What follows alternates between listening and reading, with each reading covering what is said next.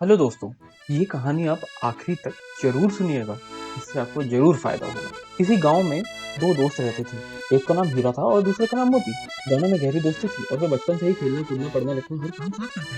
जब वे बड़े हुए तो उन पर काम धंधा ढूंढने का दबाव आने लगा। लोग ताने मारने लगे कि दोनों निठल्ले हैं और एक पैसा भी नहीं कमाते। एक दिन दोनों ने विचार विमर्श कर शहर की ओर जाने का फैसला किया। अपने घर से रास्ते का खाना पीना लेकर दोनों सुबह होते ही शहर की ओर चल पड़े। शहर का रास्ता एक घने जंगल से होकर गुजरता था। दोनों एक साथ अपनी मंजिल की ओर चले जा रहे थे। रास्ता लंबा था तो उन्होंने एक पेड़ के नीचे विश्राम करने का फैसला किया।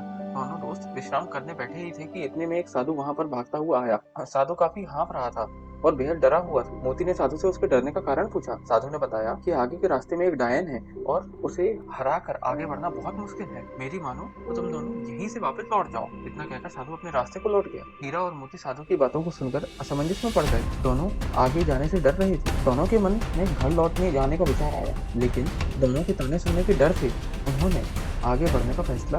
आगे का रास्ता और भी घना था और वे दोनों बहुत डरे हुए भी थे। कुछ देर और चलने के बाद उन्हें एक बड़ा सा थैला पड़ा हुआ दिखाई दिया। दोनों दोस्त डरते हुए उस थैले के पास पहुंचे। उसके अंदर उन्हें कुछ चमकते हुआ नजर आया। खोलकर देखा तो उनकी खुशी का कोई ठिकाना न रहा। उस थैले में बहुत सारे सोने के सिक्के थे। सिक्के इतने अधिक थे कि दोनों की जिंदगी आसानी से पूरे ऐशो आराम से कट सकती थी। दोनों खुशी से झूम रहे थे। उन्हें अपने आगे बढ़ने के फैसले पर गर्व हो रहा था। साथ ही वे उस साधु का मजाक उड़ा रहे थे जो कि इतना मूर्ख था तो आगे जाने से डर गया। अब दोनों दोस्त ने आपस में धन बांटने और साथ ही भोजन करने का निश्चय किया। दोनों एक पेड़ के नीचे बैठ गए। हीरा ने मोती से कहा वह आसपास के किसी कुएं से पानी लेकर आए ताकि भोजन आराम से किया जा सके। मोती पानी लेने के लिए चल पड़ा। मोती रास्ते में चलते चलते सोच रहा था कि अगर वो सारे सिक्के उसके हो जाएं तो वो और उसका परिवार हमेशा राजा की तरह रहेगा। मोती के मन में लालच आ चुका था। वह अपने दोस्त को जान से मार डालने की योजना बना रहा था। पानी भरते समय उसे कुएं के पास एक हथियार मिला। उसने सोचा कि वह उस हथियार से अपने दोस्त को मार देगा और गांव में कहेगा कि रास्ते में डाकुओं ने उन पर हमला किया था।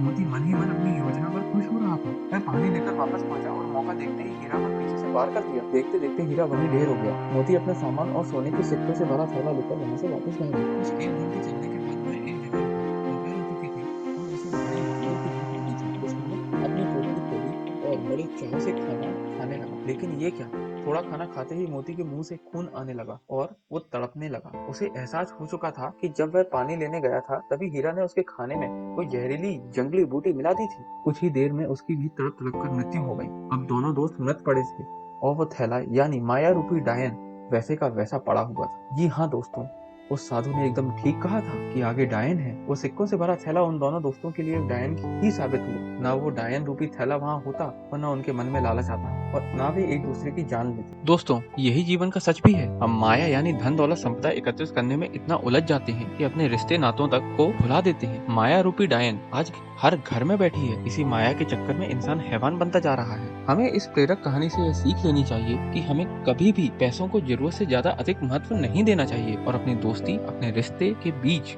इसको कभी भी नहीं लाना चाहिए। और हमारे पूर्वज भी तो कहते हैं माया के चक्कर में दोनों गए, ना माया मिली ना राम। धन्यवाद।